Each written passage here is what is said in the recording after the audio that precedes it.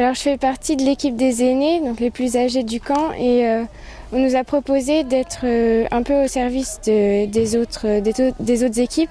Donc on n'est ni vraiment sur la route voile, ni vraiment sur la route vélo. On navigue entre les deux et on aide à préparer les veillées, à animer les prières et les messes aussi.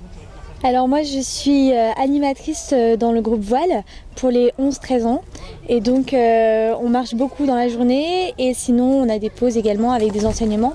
Le but pour moi c'est d'être avec mon équipe, de faire attention à ce qu'il y ait une bonne cohésion et que tout se passe bien.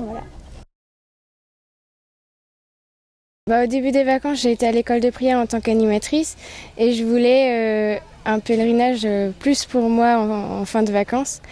Bon, du coup, je suis aussi à moitié animatrice, mais on a aussi des temps pour nous dans l'équipe des aînés, c'est ça qui est bien aussi. Voilà, moi c'est un petit peu pareil, on m'a proposé de venir animer un pèlerinage. C'est vrai que j'ai fait pas mal de camps, mais j'ai jamais été animatrice pour un pèlerinage. J'ai fait des pèlerinages quand j'étais plus jeune et j'avais trouvé ça vraiment génial. Je me suis dit pourquoi pas être animatrice et aider les jeunes à vivre ces moments formidables. Et donc à cheminer vers Sainte-Anne-de-la-Palu. J'ai trouvé ça génial de pouvoir faire un pèlerinage dans le diocèse justement, puisque souvent on en fait à Lourdes, au Mont-Saint-Michel, mais dans le diocèse c'est vraiment bien de pouvoir voir le patrimoine qu'on a. On a beaucoup de chance en Bretagne, il y a beaucoup de chapelles, d'églises qui sont vraiment magnifiques et c'est un beau pèlerinage. Voilà. Il y a des périodes où on fait des topos, donc il y a un père qui vient parler d'un certain sujet et plus tard dans la journée on en reparle, on voit leurs questions. Souvent ils ont pas mal de questions qui touchent soit aux autres, soit au texte même qu'on a vu. On est sur ce pèlerinage centré sur les actes des apôtres. Donc on lit des textes des actes des apôtres et on essaye de voir un petit peu les questions qu'ils peuvent avoir sur la foi, mais aussi sur la relation aux autres, à eux-mêmes et à ceux qui les entourent.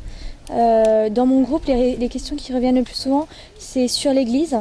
Comment on rentre dans l'église, comment se fait-il qu'il y en ait qui ne soient pas chrétiens, catholiques, qui ne soient pas baptisés, parce que quand ils sont à l'école, avec leurs amis, dans leur groupe de sport ou de choses comme ça, il n'y a pas forcément des jeunes catholiques.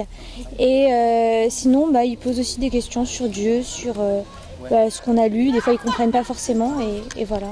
Après, on essaye d'y répondre de notre mieux et on peut faire appel aussi au père qui est toujours présent à nos côtés, voilà, pour répondre à des questions qui ne sont pas forcément toujours évidentes.